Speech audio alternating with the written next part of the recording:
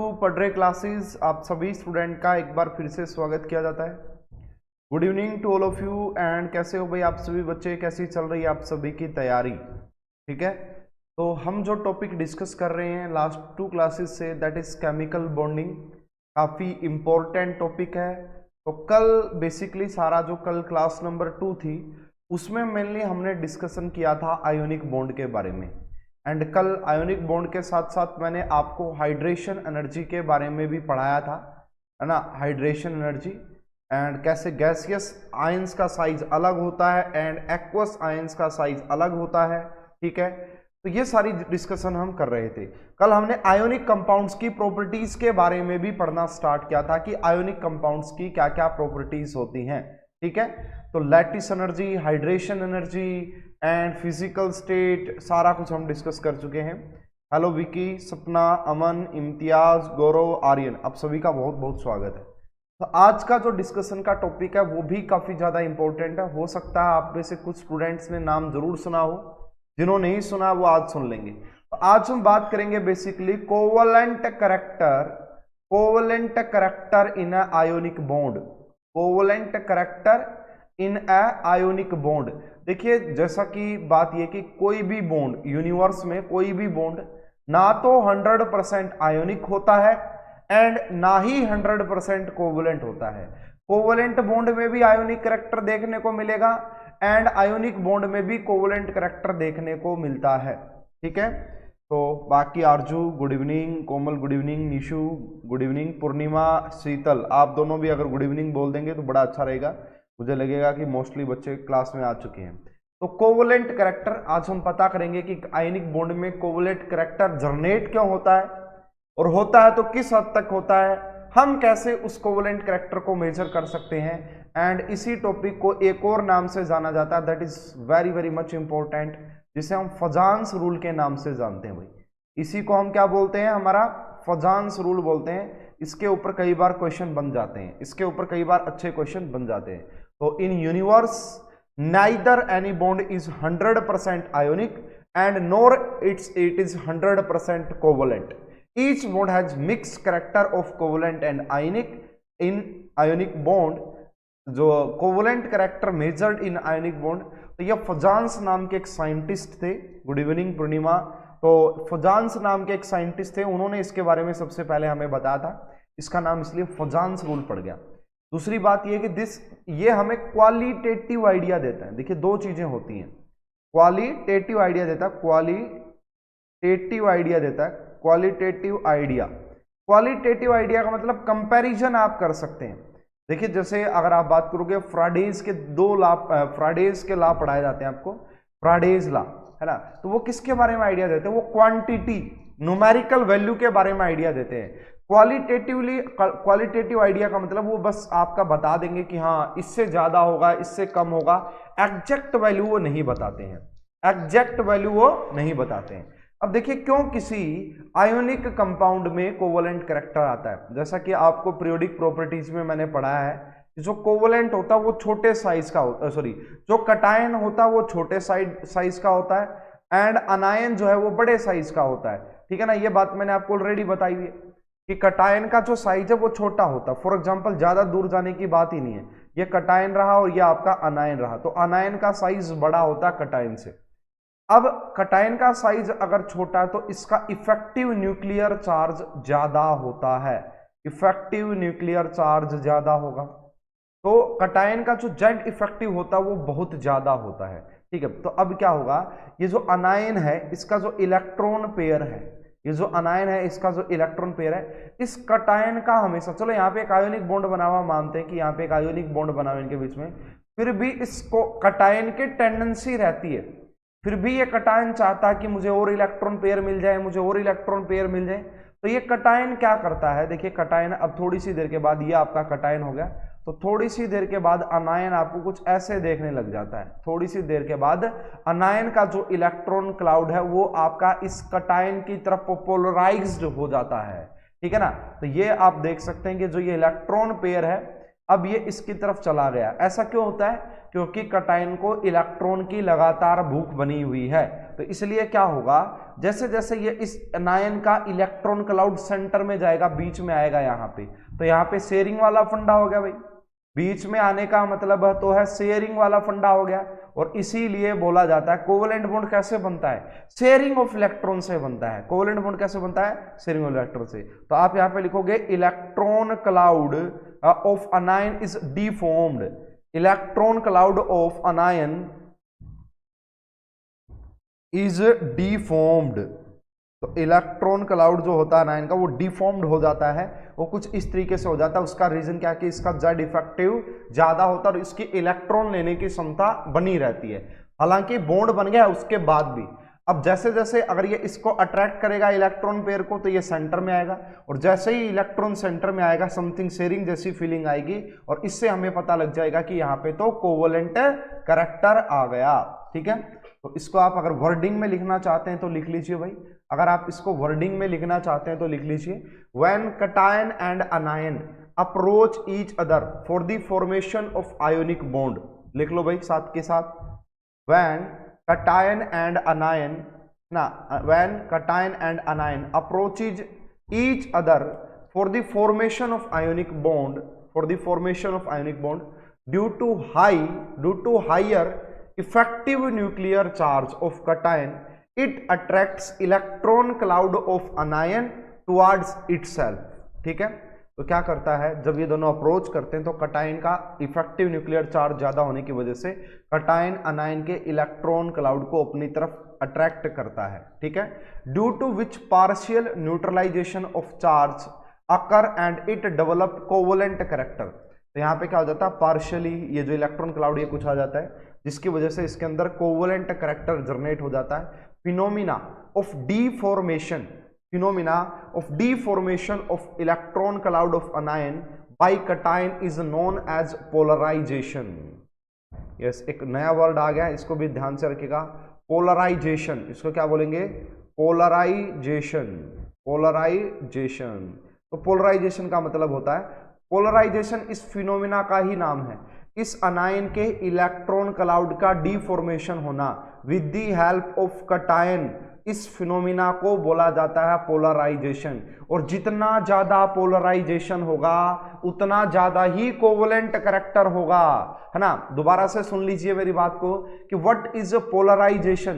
Polarisation का मतलब है the phenomena of deformation of electron cloud of anion by cation is known as polarization। जितना ज्यादा deformation होगा उतना ज्यादा ही शेयरिंग बढ़ेगी, और जितनी ज्यादा ही शेयरिंग बढ़ेगी उतनी ज्यादा पोलराइजेशन होगी, एंड जितनी ज्यादा पोलराइजेशन होगी उतना ज्यादा कोवेलेंट कैरेक्टर होगा।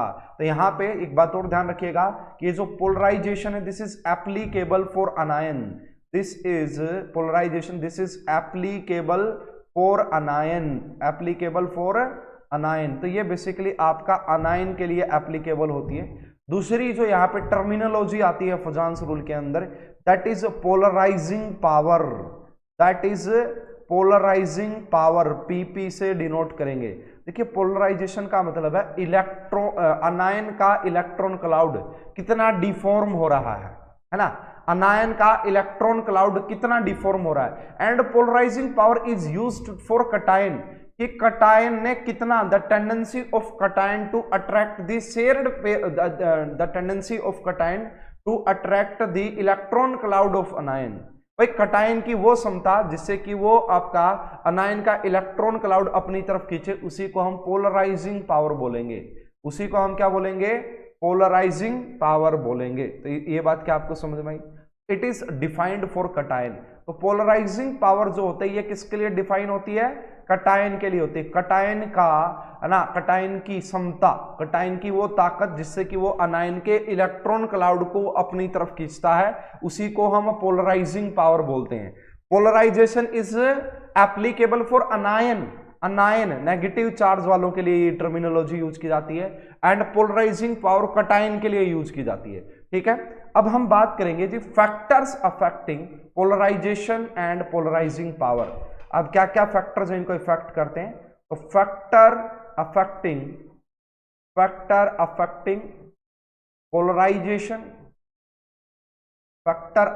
Polarisation and polarising power, factor affecting polarisation and polarising power, क्या क्या फैक्टर है जो इसको अफेक्ट करते हैं। ठीक है, सबसे पहले हम बात कर लेते हैं फॉर एग्जांपल पोलराइजिंग पावर की। सबसे पहले हम किसकी बात कर लेते हैं, पीपी की, and PP is defined for cation.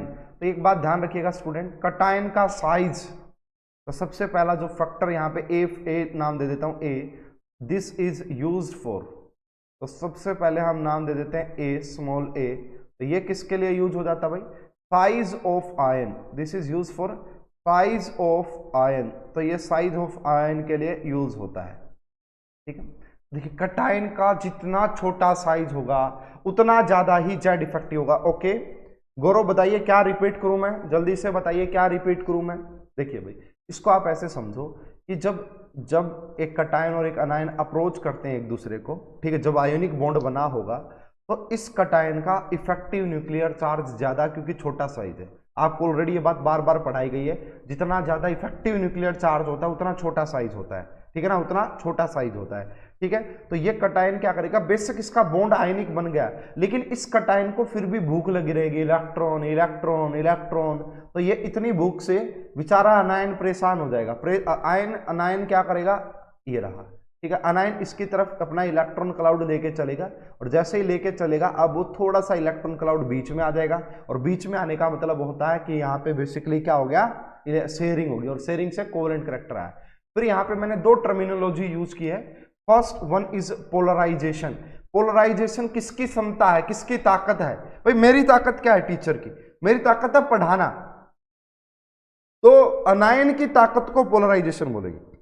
अनायन का कटायन की तरफ अप्रोच करना, कटायन की तरफ डिफॉर्म होना की जो टेंडेंसी होती है उसको पोलराइजेशन बोलते हैं। एंड कटायन का अनायन को अपनी तरफ खींचने की क्षमता को, टेंडेंसी को हम क्या बोलेंगे, पोलराइजिंग पावर बोलेंगे। ठीक है, उसके बाद मैंने आपको बताया कि क्या क्या फैक्टर है जो इनको अफेक्ट करते हैं। तो मैंने सबसे पहले बोला कि हम बात करेंगे पोलराइजिंग पावर की, एंड पोलराइजिंग पावर किसके लिए होती है, कटायन के लिए। सबसे पहला फैक्टर होता है साइज ऑफ आयन, तो यह बात ध्यान रखना, polarizing power is inversely proportional to size of cation, is inversely proportional to size of cation.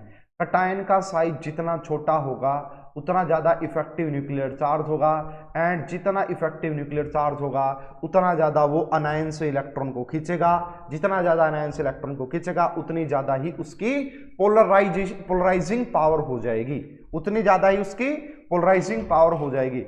Example के तौर पे अगर आप पूछोगे कि भाई बताओ यहाँ पे पोलराइजिंग पावर का ऑर्डर क्या होगा, एक आपके पास लिथियम पॉजिटिव है, एक आपके पास सोडियम पॉजिटिव है, एंड एक आपके पास पोटेशियम पॉजिटिव है, तो मैं कहूंगा सबसे ज्यादा पोलराइजिंग पावर होगी लिथियम की। क्यों, क्योंकि उसका साइज छोटा है, क्योंकि उसका साइज छोटा, तो सबसे पहला फैक्टर था यहाँ पे साइज का।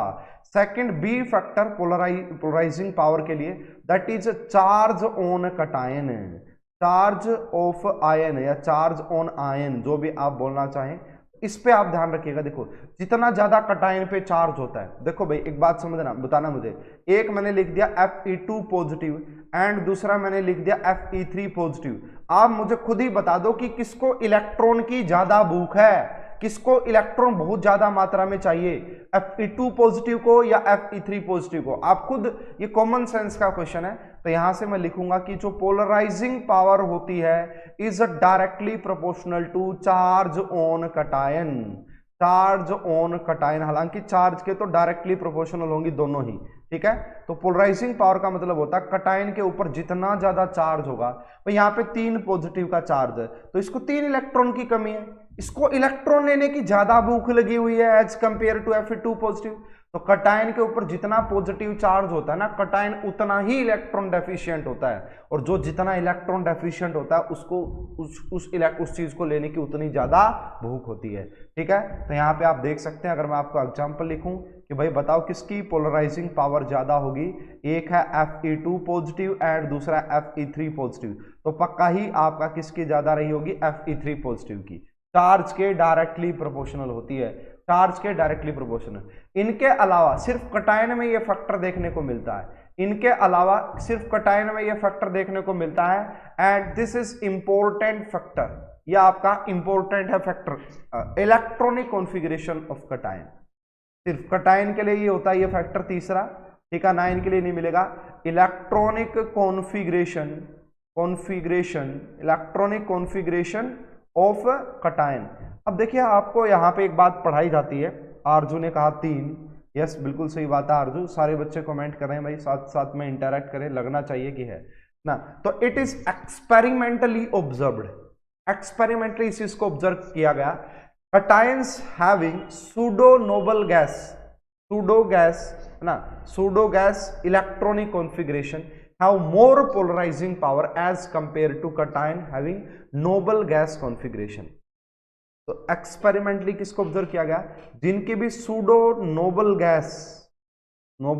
गैस कॉन्फ़िगरेशन होती है, सूडो नोबल गैस कॉन्फ़िगरेशन होती है जिन कटायन की, तो उनकी पोलराइजिंग पावर ज्यादा होती है as compare to noble gas configuration, as compare to noble gas configuration. क्या मीनिंग बना इस बात का, समझिएगा थोड़ा सा ध्यान से। देखिए सबसे पहले हम देखते हैं कि नोबल गैस कॉन्फ़िगरेशन क्या होती है। ये नोबल गैस NGC का मतलब है नोबल गैस कॉन्फ़िगरेशन। तो ये जैसे जहां पे भी इस टाइप के अरेंजमेंट आ जाए ना, NS2 एंड NP6, तो इसे हम बोलते हैं नोबल गैस कॉन्फ़िगरेशन। इस टाइप की जहां पे 8 इलेक्ट्रॉन की बात हो रही हो तो उसे हम नोबल गैस कॉन्फ़िगरेशन बोलते हैं। दूसरा आ गया आपका सूडो नोबल गैस कॉन्फ़िगरेशन। इसमें क्या होता है, इसमें अब आपको क्या देखने को मिलेंगे, NS2 देखने को मिलेंगे, NS2 के बाद कौन दिखता है जी, NP6 दिखता है, NP6, एंड यहाँ पे आपको ND भी दिखेगा, N-1D लगा लो या ND जो भी लगाना चाहते हो वो, तो ये भी दिखेगा, और जिसकी ये 10 दिखेगा, इसका मतलब ये 18 इलेक्ट्रॉन। तो ये होती है आपकी कौन सी वाली, सूडो नोबल गैस कॉन्फ़िगरेशन, और ये नोबल गैस कॉन्फ़िगरेशन। तो जिनकी भी electronic configuration pseudo noble gas electronic configuration होती है, उनकी पोलराइजिंग पावर ज्यादा होती है एज कंपेयर टू अदर्स। ठीक है, जैसे अगर आप एग्जाम्पल के तौर पे देखना चाहते हैं कि किसकी कौन सी होती है, अगर मैं यहाँ पे एग्जाम्पल के तौर पे लिखूं कि जो सोडियम है Na पॉजिटिव, उसकी इलेक्ट्रॉनिक कॉन्फ़िगरेशन क्या बन जाएगी, आप लिखोगे 2,8 लिखोगे, बिल्कुल सही है। अगर मैं पोटाशियम की बोलूँ तो आप क्या लिखोगे यहाँ पे 2,8,8। तो ये दोनों ये जो है ना, बेसिकली ये कैसी है, नोबल गैस कॉन्फ़िगरेशन है। ये कैसी है, नोबल गैस कॉन्फ़िगरेशन है। वहीं पे अगर आप ऐसा कुछ लेते हैं, देखो ऐसा क्या, कॉपर जिसका एटॉमिक नंबर क्या है 29, अगर आप इसकी इलेक्ट्रॉनिक कॉन्फ़िगरेशन लिखेंगे तो यहाँ पे नोबल गैस तो आएगी, आर्गन ही आ गया ना 18, डायरेक्ट आर्गन आ गया। उसके बाद आप लिखते हैं 3D10 एंड 4s2। तो ये जो 4s1 सॉरी, ये जो कॉन्फ़िगरेशन आई है इसको बोला जाता है आपका सूडो नोबल गैस कॉन्फ़िगरेशन। क्या बोला जाता है इसे, सूडो नोबल गैस कॉन्फ़िगरेशन। और अब देखो मेनली ये याद रख लेना भाई, कॉपर हो गया, सिल्वर हो गया, गोल्ड हो गया, डी ब्लॉक के एलिमेंट्स जो हैं बेसिकली वो pseudo noble gas electronic configuration show करते हैं। इस वजह से उनकी पोलराइजिंग पावर ज्यादा होती है as compare to normal cations. इसके ऊपर मैं क्वेश्चन भी करवाऊंगा थोड़ी सी देर में, तो आपको और भी अच्छा समझ में आ जाएगा। अब ये थी जी पोलराइजिंग पावर की बात। Second factor is polarization, second factor is polarisation.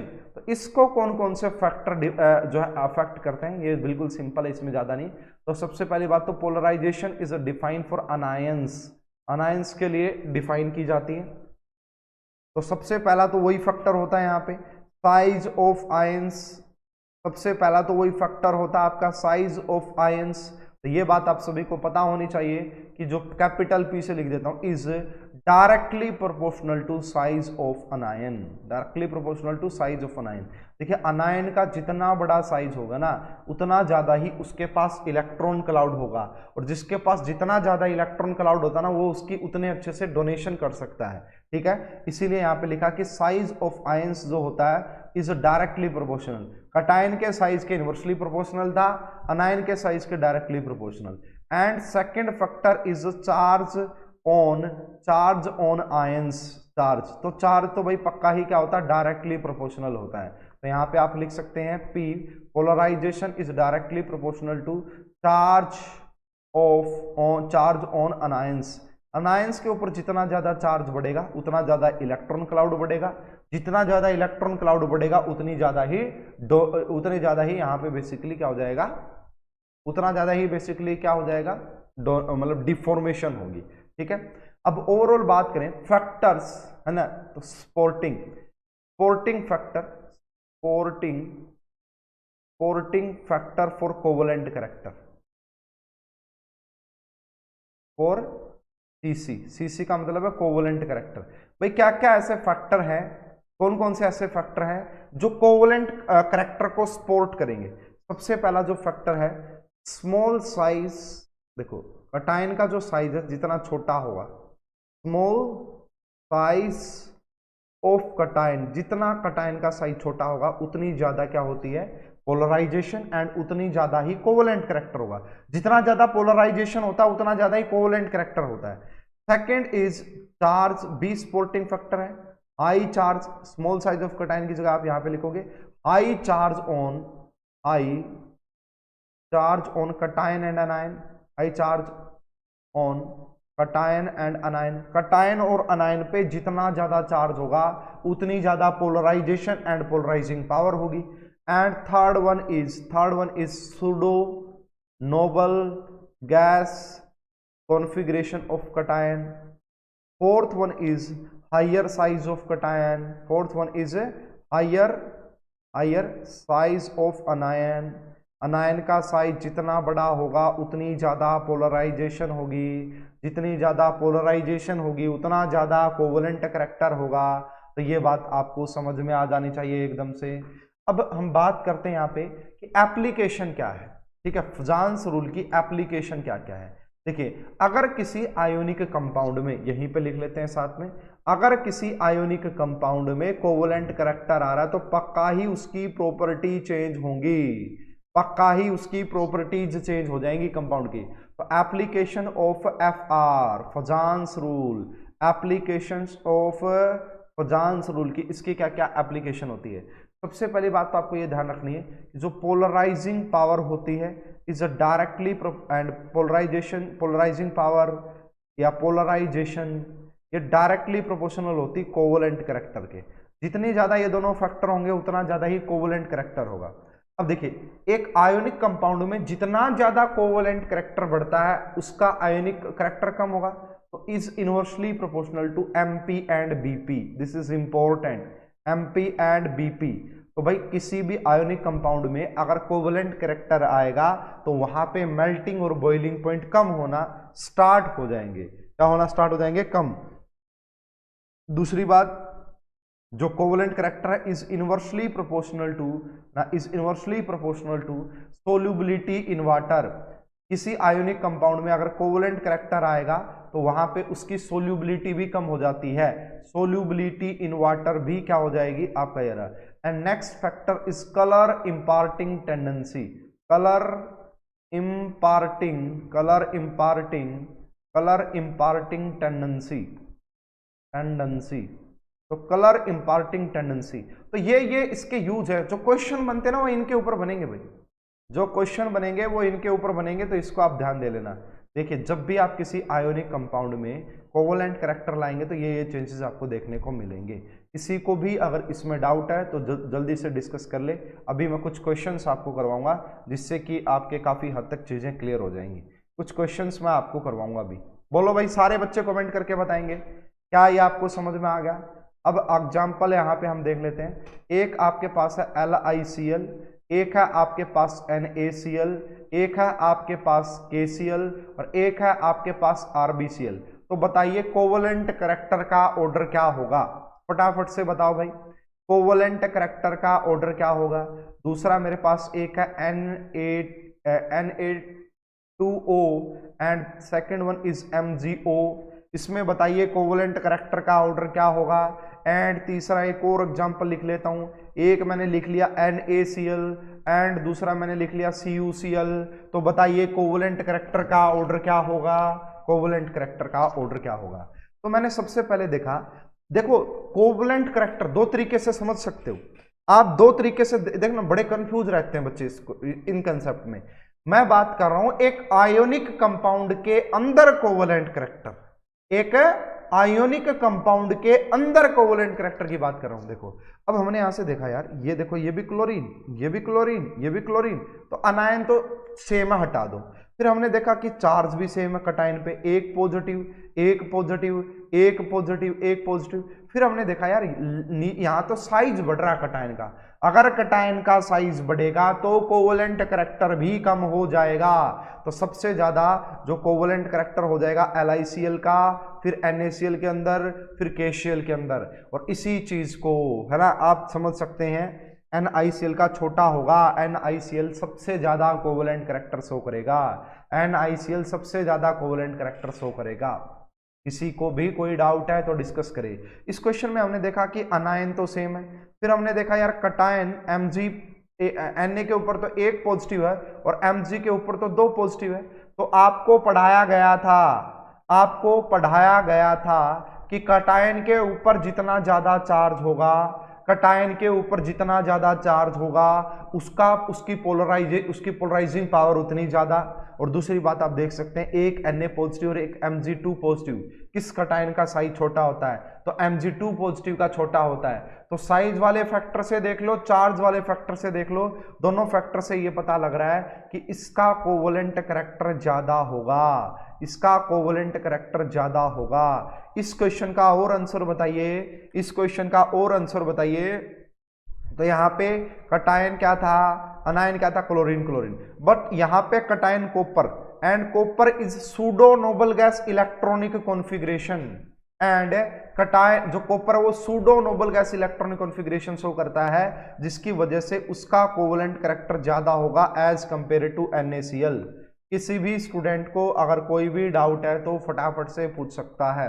एक क्वेश्चन तो ये था भाई, फर्स्ट टाइप का जो क्वेश्चन बनता वो यही कि आपसे डायरेक्ट क्या पूछा था यहाँ पे, order of covalent character, order of covalent character ही आपसे पूछ लिया था, ऑर्डर ऑफ कोवलेंट करैक्टर ही डायरेक्ट आपसे पूछ लिया था, फर्स्ट टाइप ऑफ क्वेश्चन। अब हम चलते हैं यहाँ पे सेकंड टाइप ऑफ क्वेश्चन के साथ। अब आपसे बेसिकली जस्ट रिवर्स पूछ रहा है, यहाँ पे आपसे पूछ रहा है MP मेल्टिंग पॉइंट का ऑर्डर बता दो। अब यहाँ पे आपसे क्या पूछ रहा है, मेल्टिंग पॉइंट का ऑर्डर बता दो। सबसे पहला आपका यहाँ पे उसने ऑप्शन दे दिया कि एक KCl और एक AgCl है, एक KCl और एक AgCl है। और दूसरा उसने जो ऑप्शन दिया वो भी काफी बेहतरीन, एक उसने बोला कि PbCl2 and second one is PbCl4। बताओ भाई किसके मेल्टिंग पॉइंट किसका सब कुछ होगा। बहुत आसान है चीजें, अगर आप इस तरीके से पढ़ते हैं तो बहुत आसान हो जाएगा, समझ में भी आएगी। जल्दी से बोलिए, बस लास्ट कंसेप्ट रहता है।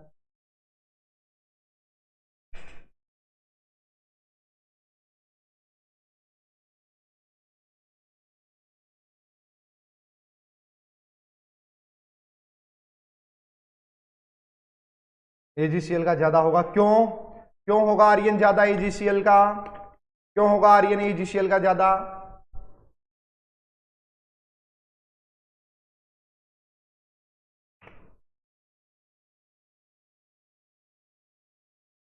यस बिल्कुल सही है। देखिए अब यहाँ पे Ag क्या होगा, pseudo noble gas electronic configuration, पक्का ही इसका ज्यादा होगा। इन दोनों में से कैसे देखोगे, यहाँ Pb के ऊपर +2 चार्ज है एंड यहाँ पे Pb के ऊपर +4 चार्ज है। जितना ज्यादा कटायन के ऊपर चार्ज होगा उतना ज्यादा उसकी पोलराइजिंग पावर और उतना ज्यादा कोवलेंट करैक्टर। ये इस क्वेश्चन के दोनों करेक्ट आंसर। अच्छा सॉरी आपसे यहाँ पे मेल्टिंग पॉइंट पूछा था। जितना ज्यादा कोवलेंट करैक्टर होगा मेल्टिंग पॉइंट उतने कम, ACl का ज्यादा होगा, PbCl2 का ज्यादा होगा, क्योंकि कोवलेंट करैक्टर बढ़ गया। अरे भाई अगर कोवलेंट करैक्टर बढ़ेगा तो मेल्टिंग पॉइंट तो घटेंगे, यही बात तो लिखी थी मैंने। CC covalent character is inversely proportional to melting and boiling point.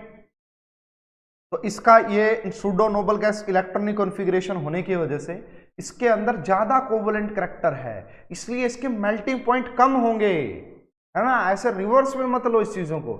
And एक और एग्जांपल जस्ट आपको बता देता हूं, सर वो तो उल्टा होगा। यस बिल्कुल सही बात है, वो तो उल्टा होगा, बिल्कुल सही है। कलर इंपार्टिंग टेंडेंसी हमने बात की थी, ये क्या फिनोमिना होता है सर? देखिए भाई कलर इंपार्टिंग टेंडेंसी ये क्या फिनोमिना होता है, इसको भी आप ध्यान से समझिएगा। टेंडेंसी तो ये क्या कहता है, ये कोई भी ionic compound, any ionic compound, अगर किसी कंपाउंड में आयोनिक परसेंटेज, अगर किसी आयोनिक कंपाउंड में आयोनिक करैक्टर 20% से कम है, मैं क्या कह रहा हूं, अगर किसी भी आयोनिक कंपाउंड में कोवेलेंट के इनवर्सली प्रोपोर्शनल, तो मेल्टिंग पॉइंट सही है, बिल्कुल सही है।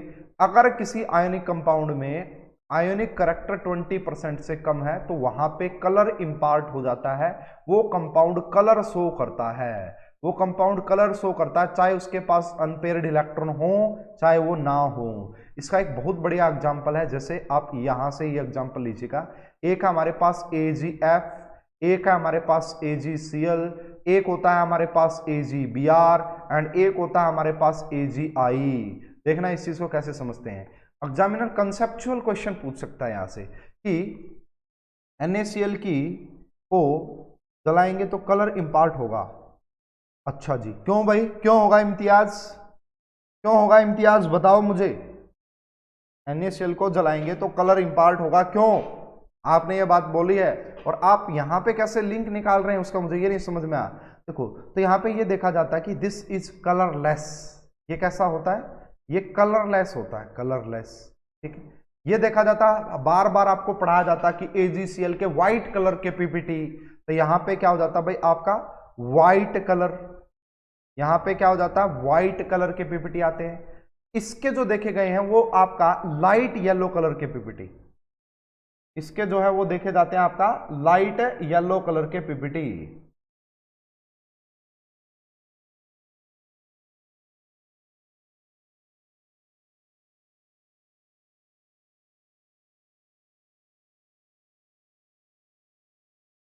लाइट येलो कलर के पीपीटी आते हैं इसके अंदर,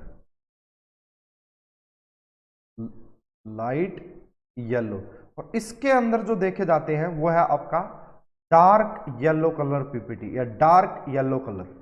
अब इसको हम इस चीज से समझ सकते हैं, अब इसको हम इस चीज से समझ सकते हैं कि ऐसा क्यों होता है।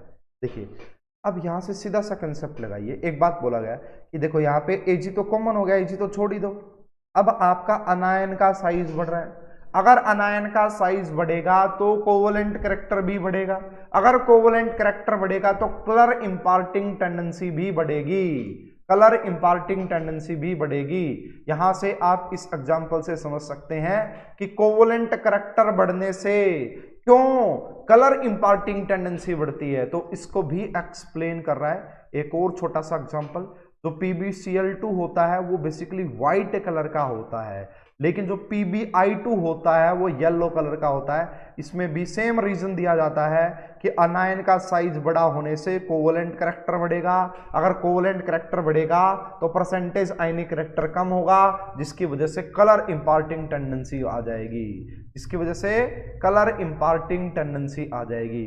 तो this is all about ionic bond. Ionic bond में इससे ज्यादा कुछ नहीं पढ़ना। पहली क्लास में मैंने आपको पढ़ाया कि आयोनिक बॉन्ड बनते कैसे हैं, क्या क्या energy terms related, covalent character is directly proportional to colour imparting tendency, बिल्कुल सही बात है, बिल्कुल सही बात है।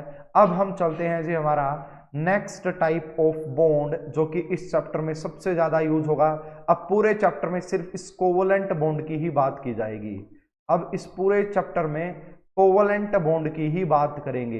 आयोनिक बॉन्ड उतना ही था, बस उतना ही पढ़ना होता, और हालांकि मैंने काफी डिटेल में पढ़ा दिया आपको, फजान्स रूल पढ़ा दिया है, हाइड्रेशन एनर्जी, लैटिस एनर्जी, है ना, सब कुछ अच्छे से पढ़ा दिया है।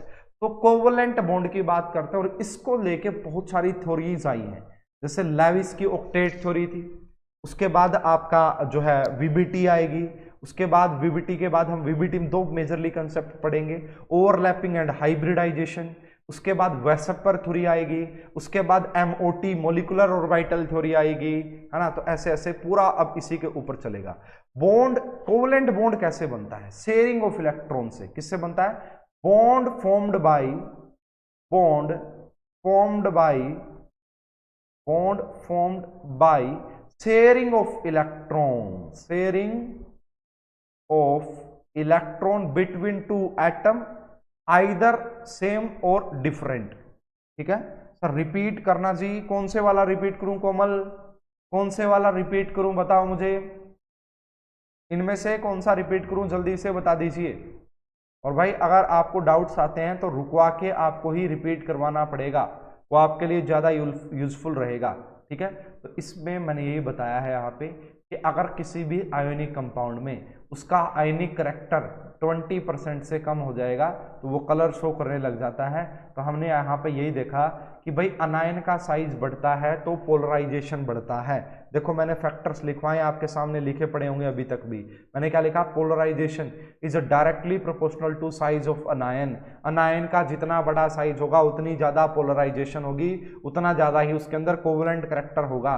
दूसरा मैंने आपको पढ़ाया चार्ज ऑन अनायंस, अनायन के ऊपर जितना ज्यादा चार्ज होगा उतना ही पोलराइजेशन होगी। समझ में आई बात? तो यहाँ पे चार्ज तो सेम था बट यहाँ पे साइज बढ़ रहा था, साइज बढ़ रहा था तो कोवेलेंट करैक्टर बढ़ेगा। अगर कोवेलेंट करैक्टर बढ़ेगा तो कलर इंपार्टिंग टेंडेंसी भी बढ़ेगी। समझ गए? अब हम बात करते हैं second types of bond of this chapter, that is covalent bond. Covalent bond कैसे बनता है? लास्ट एग्जांपल में भी तो यही था ना, यहाँ पे PbCl2 था एंड यहाँ पे PbI2 था। अनायन देखो आप, अनायन क्योंकि मेटल तो सेम है, लेड है दोनों जगह। अनायन, आयोडीन, आयोडीन आई नेगेटिव का बड़ा साइज होता है Cl नेगेटिव से, इसलिए इसकी ज्यादा पोलराइजेशन, इसके अंदर ज्यादा कोवेलेंट करैक्टर और इसीलिए इसका येलो कलर होता है एज कंपेयर टू व्हाइट। समझ गए? अब हम चलते हैं covalent bond. Bond formed by sharing of electron between two atoms either same or different, between two atoms, molecules भी आ सकता है, atoms either same or different, either same or different, ठीक है। और ये बेसिकली ये भी बॉन्ड क्यों बनता है भाई? बॉन्ड क्यों बनता है वो हम पहले डिस्कस कर चुके हैं। कैसे बनेगा वो तरीका अलग था और ये तरीका अलग है, दोनों तरीके अलग हैं, ठीक है ना, दोनों तरीके अलग हैं, ठीक है। इसमें क्या होता है, इसमें मेनली है शेयरिंग ऑफ इलेक्ट्रॉन, वहां पे था complete transfer of electron and यहाँ पे शेयरिंग ऑफ इलेक्ट्रॉन। ये कोवेलेंट बॉन्ड आपको ज्यादातर नॉन मेटल और नॉन मेटल के बीच में देखने को मिलेगा। कोवेलेंट बॉन्ड आपको ज्यादातर नॉन मेटल और नॉन मेटल के बीच में देखने को मिलेगा। आयोनिक बॉन्ड एक बहुत अच्छी मेटल और एक बहुत अच्छी नॉन मेटल के बीच में देखने को मिलेगा। बट कोवेलेंट बॉन्ड आपको कहां पे देखने को मिलेगा? जहां पे आपका क्या हो रहा होगा, नॉन मेटल्स रही होंगे वहां पे। जैसे अगर हम बात करें, ये भी भाई आप मेजरली 3 टाइप्स का बोल सकते हैं, कोवेलेंट बॉन्ड को मेजरली 3 टाइप्स का बोल सकते हैं। सिंगल कोवेलेंट बॉन्ड, अब जैसे एग्जांपल के तौर पे जाओ आप, हाइड्रोजन है, अब हाइड्रोजन के पास एक इलेक्ट्रॉन है और एक और दूसरा हाइड्रोजन उसके पास भी एक इलेक्ट्रॉन है, तो इनको हाइड्रोजन को अपना डुप्लेट कंप्लीट करना होता है, डुप्लेट 2 इलेक्ट्रॉन। तो ये हाइड्रोजन क्या कहता है, भाई मुझे भी एक इलेक्ट्रॉन की जरूरत है, ये हाइड्रोजन कह रहा है मुझे भी एक इलेक्ट्रॉन की जरूरत है। तो ये दोनों प्लानिंग करते हैं और कहते हैं ये दोनों इलेक्ट्रॉन हम यहाँ बीच में रख देते हैं, ठीक है, शेयरिंग कर लेते हैं। इससे क्या होगा कि मेरे पास भी 2, अगर कोई बाहर का देखने आएगा ना, कोई बाहर का देखने आएगा तो मैं कह दूंगा मेरे पास 2 इलेक्ट्रॉन है। फिर ये हाइड्रोजन कह रहा है यार सही बात है, अगर मेरे बाहर का देखने आएगा तो मैं भी कह दूंगा कि मेरे 2 इलेक्ट्रॉन है। तो ये क्या होगी, यहाँ पे शेयरिंग होगी और इस शेयरिंग ऑफ इलेक्ट्रॉन से ही यहाँ पे बनती है बात, ठीक है। ये जो स्ट्रक्चर आप देख पा रहे हैं, ऐसे स्ट्रक्चर को हम लेविस डॉट स्ट्रक्चर बोलते हैं, LDS। ये जो स्ट्रक्चर आप देख पा रहे हैं जो मैं बना रहा हूं, this is LDS, Lewis dot structure, है ना। जैसे अभी मैं और भी एक्सप्लेन कर देता हूं थोड़ा सा, और जैसे हम ज्यादा दूर नहीं जाएंगे, एक और एग्जांपल ले लेते हैं HCl का। HCl में भाई कैसा बॉन्ड होता है, देखो जहां पे भी कभी भी आपने ऐसा देखा है क्या, कभी भी ऐसा NaCl ऐसा बॉन्ड देखा है, ऐसा डंडा कभी भी नहीं होता, ठीक है, दिखाया नहीं जाता ऐसे। कभी भी आप आयोनिक बॉन्ड को ऐसे नहीं दिखाते, हाँ कोवेलेंट बॉन्ड हमेशा ऐसे दिखाया जाता है। अब कैसे, हाँ BF3 बिल्कुल सही है, BF3 CH4 PCl5 XEF, जितने भी जो भी आपने आज तक शेप निकाली है ना किसी की भी, BeCl2 H2O ammonia, these all are covalent compounds, ये सारे कोवेलेंट कंपाउंड होते हैं, समझ गए। HCl की एग्जांपल ले लेते हैं, HCl, तो यहाँ पे क्या होगा, हाइड्रोजन के पास था 1 वैलेंस इलेक्ट्रॉन, क्लोरीन के पास कितने थे, 7 वैलेंस इलेक्ट्रॉन होते ना क्लोरीन के पास। तो इसको मैं X से रिप्रेजेंट कर देता हूँ, क्लोरीन वालों को मैं, चलो क्लोरीन को तो X से नहीं कर सकते, ज्यादा हो जाएंगे, हाँ इसको कर सकते हैं। हाइड्रोजन वाले इलेक्ट्रॉन को मैं, इसको तो मैंने इसी से, और हाइड्रोजन वाले इलेक्ट्रॉन को मैंने X से। तो हाइड्रोजन को 1 इलेक्ट्रॉन की जरूरत थी अपना डुप्लेट कंप्लीट करने के लिए, एंड क्लोरीन को भी 1 की जरूरत थी, तो ये दोनों प्लानिंग करते और बीच में रखते इलेक्ट्रॉन पेयर को। ये X इसने अपना यहाँ रख दिया, इसने अपना यहाँ रख दिया, इसका भी ऑक्टेट कंप्लीट हो गया एंड इसका डुप्लेट कंप्लीट हो गया। तो ये जो शेयरिंग ऑफ इलेक्ट्रॉन है इसी को हम क्या बोलते हैं, कोवेलेंट बॉन्ड। इसी को क्या बोलते हैं, कोवेलेंट बॉन्ड। चलो भाई, एक बच्चे ने BF3 बोला था तो मैं BF3 का भी एग्जांपल दे देता हूं। देखिएगा BF3, तो देखो बोरोन जो होता है, बोरोन, उसके पास 5 वैलेंस इलेक्ट्रॉन कितने होते हैं बोरोन के पास, सॉरी बोरोन के पास 3 होते हैं, एक यहाँ पे, एक यहाँ पे, और मैं मान लेता हूँ एक यहाँ पे। फ्लोरीन के पास कितने होते हैं, 7, 1 2 3 4 5 6 एंड 7। दूसरे फ्लोरीन के पास भी क्या मिलेंगे, 3 फ्लोरीन, तो 7, इसके पास भी 1 2 3 4 5 6 7, और एक और फ्लोरीन रहा होगा उसके पास भी ऐसे।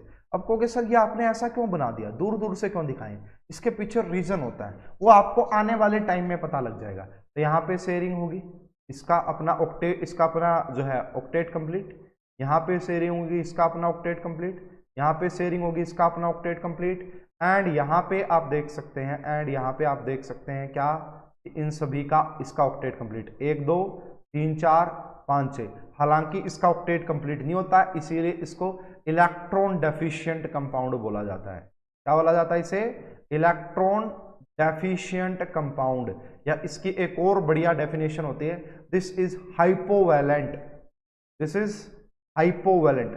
हाइपोवैलेंट कंपाउंड उनको बोला जाता है जिनका जिनका ऑक्टेट कंप्लीट नहीं होता, जो 4 बॉन्ड नहीं बना पाते, जो 4 बॉन्ड नहीं बना पाते, उन्हीं को हम हाइपोवैलेंट बोलते हैं।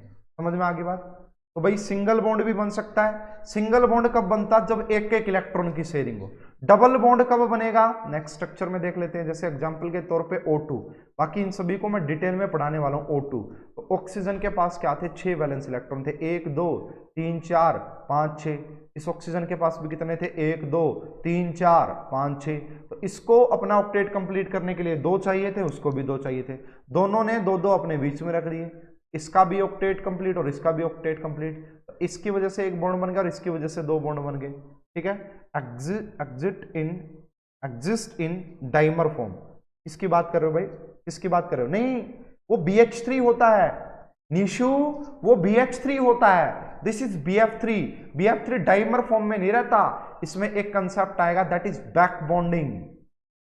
ये डाइमर फॉर्म में नहीं रहता, इसमें एक कंसेप्ट आता है बैक बॉन्डिंग में। ये BF3 की फॉर्म में ही ज्यादा स्टेबल होता है, ये BF3 की फॉर्म में ही ज्यादा स्टेबल होता है। कंसेप्ट आएगा बैक बॉन्डिंग। जो आप कह रहे हो ना डाइमर की फॉर्म में एग्जिस्ट करता है, वो आपका BH3 होता है, और वो B2H6 की फॉर्म में पाया जाता है, डाइबोरेन की फॉर्म में। समझ गए मेरी बात को, किसी को भी कोई दिक्कत परेशानी प्रॉब्लम नहीं होनी चाहिए। Next is your N2। N2 की अगर आप बात करोगे, नाइट्रोजन के पास 7 वैलेंस इलेक्ट्रॉन होते हैं, 1 2 3 4 5 6 7। इसी प्रकार जो दूसरा नाइट्रोजन है वो भी 7 ले बैठा, 1 2 3 4 5 6 7। तो इसको अपना ऑक्टेट कंप्लीट करने के लिए, सॉरी 5 होते हैं भाई, नाइट्रोजन के पास 5 वैलेंस इलेक्ट्रॉन होते हैं, सॉरी। ठीक है, तो ये अपना क्या कर लेते हैं, ऑक्टेट कंप्लीट करने के लिए ऐसे शेयरिंग करते हैं 3 की, इसलिए ट्रिपल बॉन्ड बनता है, इसलिए ट्रिपल बॉन्ड बनता है। अब यहाँ पे एक टर्मिनोलॉजी आ जाती है, that is covalency, that is covalency. देखो मैंने आपको इलेक्ट्रोवैलेंसी भी पढ़ाया था, मैंने आपको इलेक्ट्रोवैलेंसी भी पढ़ाया था। इलेक्ट्रोवैलेंसी में मैंने बोला था जितना भी इलेक्ट्रॉन का लेन देन होता है, मान लो भाई सोडियम ने 1 इलेक्ट्रॉन दिया तो उसकी इलेक्ट्रोवैलेंसी 1, क्लोरीन ने 1 इलेक्ट्रॉन लिया उसकी इलेक्ट्रोवैलेंसी 1। इसी प्रकार कोवैलेंसी, कोवैलेंसी कैसे डिफाइन की जाती है, it is defined as number of bonds formed by an atom in a compound, और दूसरा यानी कि एक एटम के द्वारा एक कंपाउंड में कितने बॉन्ड बनाए गए हैं, एक एटम के द्वारा एक कंपाउंड में कितने बॉन्ड बनाए गए हैं, वही उसकी कोवैलेंसी होती है। ठीक है, and number of electrons shared by the atoms in a covalent bond. भाई कितने इलेक्ट्रॉन की शेयरिंग हो रही है ना, एक एटम ने कितने इलेक्ट्रॉन की शेयरिंग की है, वो भी उसकी कोवैलेंसी होती है। नाइट्रोजन में एक बॉन्ड क्यों नहीं आता, आ सकता है, नाइट्रोजन में एक बॉन्ड भी आ सकता है।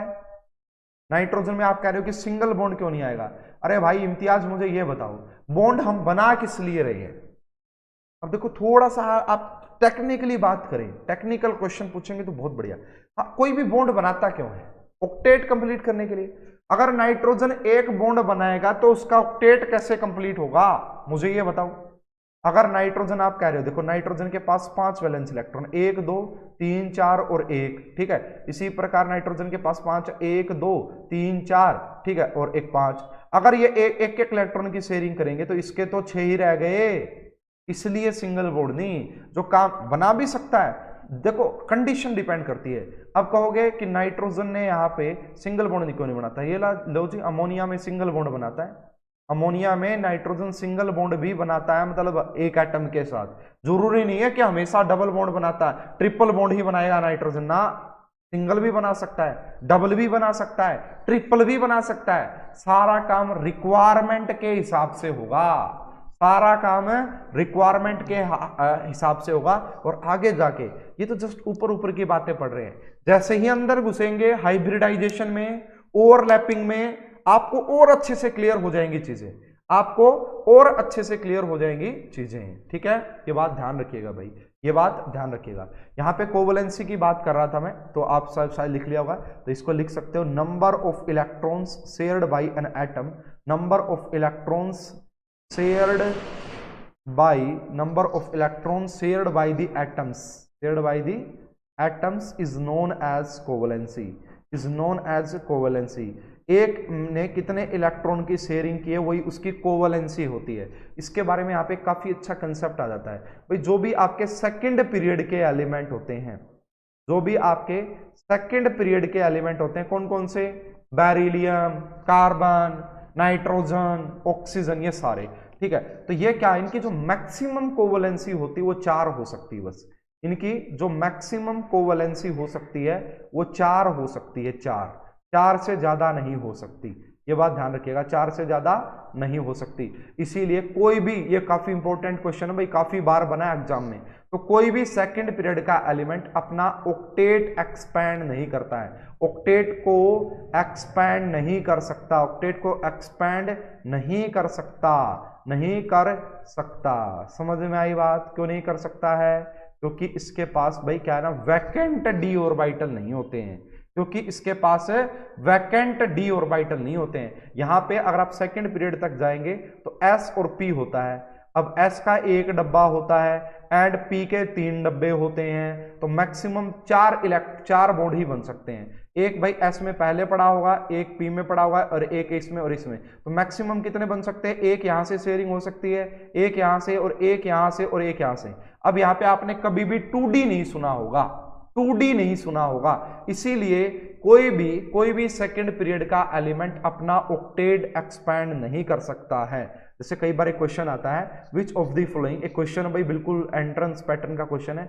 Which of the following, which of the following does not exist, which of the following, which of the following does not exist, which of the following does not exist, इनमें से कौन सा exist नहीं करता है।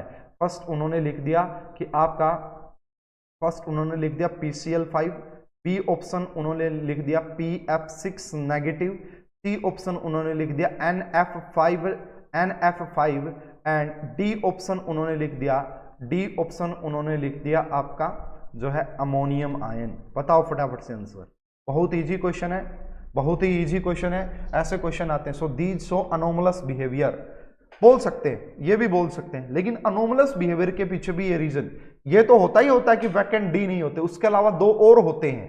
क्या, एक तो छोटा साइज होता है और high charge density, high charge density.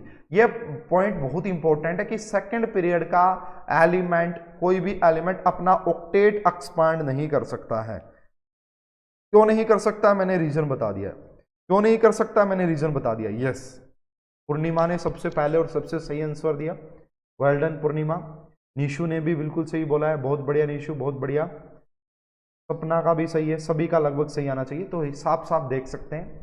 This is third period element, this is third period element, तो ये दोनों अपना देखो 5 बॉन्ड बना सकते हैं, अलाउ है इनको, तो ये तो एग्जिस्ट करेंगे, इसलिए आंसर नहीं होगा। ये भी एग्जिस्ट, नाइट्रोजन सेकंड पीरियड का एलिमेंट है, ये 5 बॉन्ड नहीं बना सकता, आंसर लगा दो सी, ये 5 बॉन्ड नहीं बना सकता, इसने तो 4 ही बनाए हुए, इसलिए ये तो कोई भी प्रॉब्लम वाली बात नहीं है। NF3 होता है, हाँ NF3 तो होता है, NF5 हो ही नहीं सकता, क्योंकि वो अपना ऑक्टेट एक्सपैंड नहीं कर सकता है, क्योंकि वो अपना ऑक्टेट एक्सपैंड नहीं कर सकता है। तो क्या आपको ये बात समझ में आ गई है?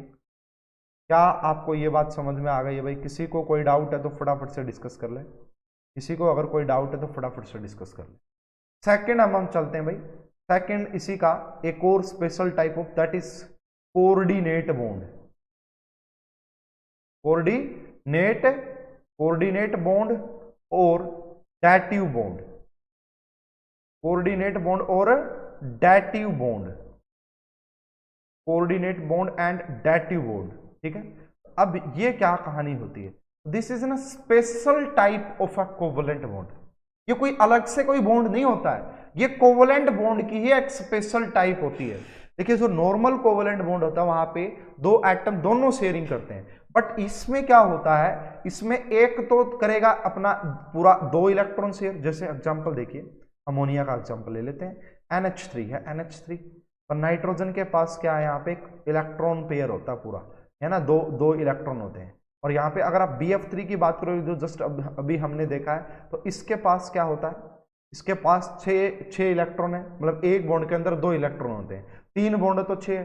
तो इसके पास क्या है, इसके पास है वैकेंट ऑर्बिटल, खाली डब्बा है, बस खाली कटोरा लेके आया है। तो ये तो खाली कटोरा लेके आया और ये दोनों इलेक्ट्रॉन, तो ये नाइट्रोजन अपना बड़प्पन दिखाते हुए दोनों इलेक्ट्रॉन को बीच में रख देता है, दोनों इलेक्ट्रॉन को बीच में रख देता है, ठीक है। नाइट्रोजन ने रखे, इसलिए इसकी डैटिव बॉन्ड की जो डायरेक्शन दिखाई जाती है वो ऐसे, डैटिव बॉन्ड की जो डोनेट करता है, इसने दोनों इलेक्ट्रॉन पेयर डोनेट किए तो इस प्रकार से होगा। कोऑर्डिनेट बॉन्ड जिसमें वन साइड ही शेयरिंग होती है, हाँ, तो एक ही डोनेट करेगा। इसके लिए क्या होगा, एक के पास आपका लोन पेयर ऑफ इलेक्ट्रॉन होना चाहिए एंड दूसरे के पास वैकेंट ऑर्बिटल होना चाहिए, दूसरे के पास वैकेंट ऑर्बिटल होना चाहिए, तो वही हमारा कोऑर्डिनेट बॉन्ड आ जाता है, वही हमारा कोऑर्डिनेट बॉन्ड आ जाता है। और आप पॉजिटिव चार्ज भी दिखा सकते हैं अगर दिखाना चाहें तो, ठीक है। आप पॉजिटिव चार्ज, एक एटम ही दोनों इलेक्ट्रॉन डोनेट करता है, बिल्कुल सही बात है निशु की, बिल्कुल सही बात है निशु की, इसमें कोई भी प्रॉब्लम नहीं है। अब थोड़ा सा आइडिया हम ले लेते हैं properties of a covalent compounds, ठीक है ना। अब थोड़ा सा आइडिया ले लेते हैं properties of a covalent compounds, properties of a covalent compounds. तो क्या क्या प्रॉपर्टीज शो करते हैं, जैसे हमने आयनिक कंपाउंड्स के बारे में पढ़ा था, तो थोड़ा सा इनके बारे में भी पढ़ लेते हैं। तो सबसे पहली प्रॉपर्टी तो इनकी फिजिकल स्टेट की ही बात कर लेते हैं, PS का मतलब फिजिकल स्टेट की बात कर लेते हैं सबसे पहले। तो ये जनरली या तो लिक्विड मिलेंगे आपको, जनरली कोवलेंट कंपाउंड्स या तो लिक्विड होते हैं या फिर गैसेस होती हैं, या तो लिक्विड या गैसेस। क्यों? क्योंकि इतना स्टेबल फोर्स ऑफ अट्रैक्शन नहीं होता है ना। कुछ जरूर सॉलिड फॉर्म में भी पाए जाते हैं बट वो सॉफ्ट सॉलिड होते हैं, कुछ जरूर आपको यहाँ पे सॉफ्ट सॉलिड मिलेंगे ना, सॉलिड फॉर्म में मिलते हैं लेकिन वो सॉफ्ट सॉलिड, जैसे I2 जो है वो सॉलिड फॉर्म में पाया जाता है, लगभग सॉफ्ट सॉलिड होता है। S8 हो गया, P4 हो गया, दीज आर सॉफ्ट सॉलिड। उसके अलावा जैसे अगर आप बात करोगे F2 एंड Cl2, ये दोनों गैसेज होती हैं, फ्लोरीन और क्लोरीन गैसेज फॉर्म में पाए जाते हैं। Br2 जो है वो लिक्विड फॉर्म में पाई जाती है ना, और एक अकेली ऐसी नॉन मेटल है जो लिक्विड स्टेट में पाई जाती है, Br2, ठीक है। कई बार क्वेश्चन बन जाता है इसके ऊपर, इजी सा है, ठीक है। उसके बाद अगर सेकंड पॉइंट की तरफ चलते हैं, अगर सेकंड पॉइंट की तरफ चलते हैं फिजिकल प्रॉपर्टीज में, तो वो है आपका MP एंड BP, वो है आपका MP एंड BP। तो इनके मेल्टिंग और बॉइलिंग पॉइंट आपका जो है इतने ज्यादा हाई नहीं होते हैं as compare to ionic compounds, they have low melting and boiling point, ठीक है। तो इनके क्या होते हैं, लो MP एंड BP होते हैं, लो MP एंड BP होते हैं, बट है ना हमेशा नहीं, देखो है ना, एग्जाम्पल के तौर पे एक एक्सेप्शन देख सकते हैं, जो डायमंड होता है ना, डायमंड एक कोवलेंट कंपाउंड ही होता है बट इसके मेल्टिंग और बॉइलिंग पॉइंट हाईएस्ट होते हैं। क्या होते हैं? हाईएस्ट। ज्यादा डिटेल में मैं पढ़ाऊंगा P ब्लॉक में, क्यों होते हैं, इसके पीछे रीजन होता है इसकी जिएंट लाइक स्ट्रक्चर ना, डायमंड की थोड़ी सी जिएंट लाइक स्ट्रक्चर होती है, इसकी वजह से ऐसा होता है। जिएंट 3 डायमेंशनल स्ट्रक्चर, जिएंट 3 डायमेंशनल स्ट्रक्चर होती है, इसकी वजह से इसके मेल्टिंग और बॉइलिंग पॉइंट क्या होते हैं, काफी ज्यादा हाई होते हैं, डायमंड के सबसे ज्यादा माना जाता है इसको, इस तरीके से आप देख सकते हैं। आयनिक कंपाउंड के कंपैरिजन में ज्यादा होते हैं, मतलब सबसे ज्यादा नहीं, आयनिक कंपाउंड के कंपैरिजन में। Third point is your conductivity. अगर आप कंडक्टिविटी की बात करोगे, कंडक्टिविटी की, तो ये जो होते हैं ये आपका bad conductor of electricity and heat होते हैं, ठीक है। नॉर्मली बैड कंडक्टर होते हैं भाई, तो ये आप लगा लीजिए, ये बैड कंडक्टर होते हैं। लेकिन सारे कोवलेंट कंपाउंड बैड कंडक्टर होते नहीं जी, एक एक्सेप्शन भी है, ग्रेफाइट। ग्रेफाइट आपका कोवलेंट कंपाउंड होते हुए भी गुड कंडक्टर ऑफ इलेक्ट्रिसिटी होता है। इसका भी राज छुपा है इसकी स्ट्रक्चर में, इसका भी राज छुपा है इसकी स्ट्रक्चर में। यहाँ पे जब आप देखोगे इसकी ना 2 डायमेंशनल लेयर्ड स्ट्रक्चर होती है, लेयर्ड स्ट्रक्चर होती है, जहां पे एक आपका इलेक्ट्रॉन होता है जो मूवेबल इलेक्ट्रॉन होता है, आपका मूवेबल इलेक्ट्रॉन होता है।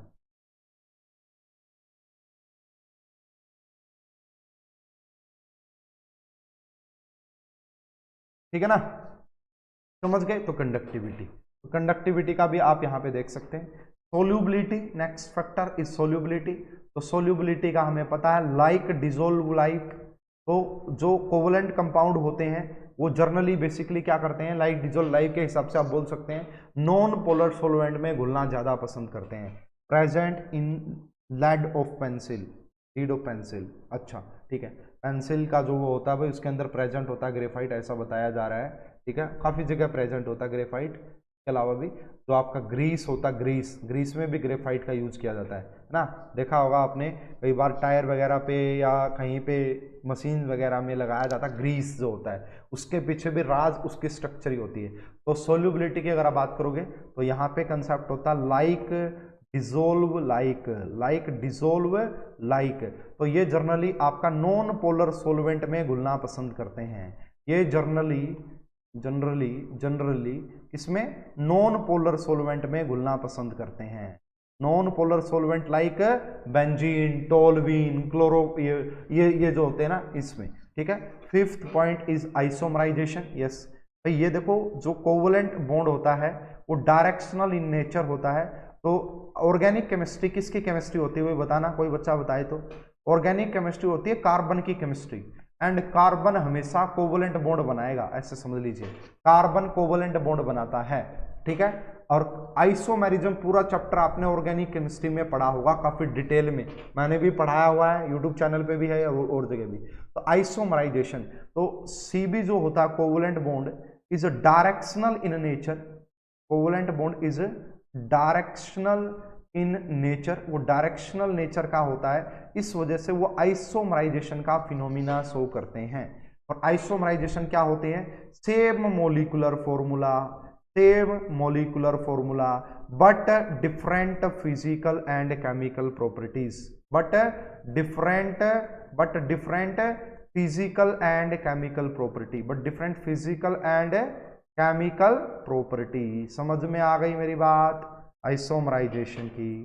ठीक है, तो ये बात आइसोमराइजेशन शो करते हैं। ये कैसी रिएक्शन शो करते हैं भाई, ये जनरली ये जो कोवलेंट कंपाउंड होते हैं मोलिकुलर रिएक्शन शो करते हैं। कैसी, ये जनरली मोलिकुलर रिएक्शन शो करते हैं, जो कि मॉडरेट रिएक्शंस होती है। मोलिकुलर रिएक्शन की खास बात क्या होती है, ओल्ड बॉन्ड्स ब्रेक करते हैं, एंड न्यू बॉन्ड्स फॉर्म होते हैं, एंड न्यू बॉन्ड्स क्या होते हैं यहाँ पे फॉर्म्ड होते हैं। तो ये मोलिकुलर रिएक्शन होती हैं, एग्जाम्पल के तौर पे आप लिख सकते हैं यहाँ पे कि N2 गैस की रिएक्शन आपने करवाई H2 गैस के साथ, जिससे कि किसकी फॉर्मेशन हो गई है ना, 2NH3 की फॉर्मेशन हो जाती है, अमोनिया की। ठीक है, तो यहाँ पे पहले क्या हुआ होगा, ये N और N के बीच का बॉन्ड टूट गया होगा, ये H और H के बीच का बॉन्ड टूट गया होगा, एंड यहाँ पे N और H के बीच का बॉन्ड बन गया होगा। तो इन रिएक्शंस को मोलिकुलर रिएक्शन बोला जाता है। तो आज की क्लास में जो मेन टॉपिक था दैट इज फजान्स रूल, उसके बाद कोवलेंसी, उसके बाद सेकंड पीरियड का कोई भी एलिमेंट ऑक्टेट एक्सपांड नहीं कर सकता है, ये था। कल के बाद हमारा मेन टॉपिक स्टार्ट हो जाएगा केमिकल बॉन्डिंग का, that is theories of covalent compounds या कोवलेंट बॉन्ड ऐसा बोलो। तो कल हम बात करेंगे theories related to covalent bond. और जब हम ये थ्योरीज कंप्लीट कर चुके होंगे तो ये चैप्टर भी इनडायरेक्टली कंप्लीट हो चुका होगा। मेनली 3-4 थ्योरी पढ़ी जाती हैं। सबसे पहले लेविस ऑक्टेट थ्योरी, बहुत ही आसान बच्चों वाली, then after VBT, then after VSEPR and MOT, बहुत ही ज़्यादा इंपॉर्टेंट। सर इलेक्ट्रॉनिक कॉन्फ़िगरेशन की क्लास कब करोगे? 20 मिनट का टॉपिक है, कर लेंगे, ठीक है, कर लेंगे। 20 मिनट का टॉपिक है, बस इलेक्ट्रॉनिक कॉन्फ़िगरेशन ज़्यादा बढ़ानी है, तो जल्दी ही कर लेंगे आरजू, ठीक है, जल्दी ही कर लेंगे। तो कल देख लेते हैं, कल निकाल लेते हैं अलग से टाइम, ठीक है। तो देखता हूं मैं कल पॉसिबल होगा या नहीं, तो फिर मंडे को कंफर्म है, मंडे को कंफर्म है, ठीक है। चलिए भाई, तो इस क्लास में अभी के लिए इतना ही, मिलते हैं नेक्स्ट क्लास में।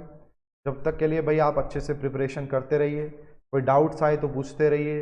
एंड सैटरडे को टेस्ट होगा पीरियोडिक प्रॉपर्टीज़ का, एंड उसके बाद आप सभी को हैप्पी दशहरा इन एडवांस। तो कल भी मिलेंगे, हालांकि कल क्लास रखी है मैंने, कोई बात नहीं, आप सभी ने कल भी क्लास ज्वाइन करनी है, ठीक है जी। आप सभी को गुड इवनिंग, थैंक यू।